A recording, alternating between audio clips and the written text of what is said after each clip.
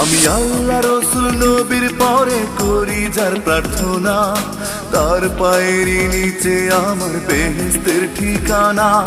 সে যে আমার মা জননী একটি প্রিয় নাম, কেমন করে শোধ করি মা তোর দুধেরই দাম।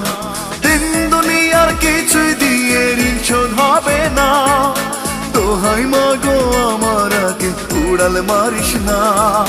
তিন দুনিয়ার কিছুই দিয়ে ঋণ শোধ হবে না, দোহাই মা গো আমার আগে উড়াল মারিস না।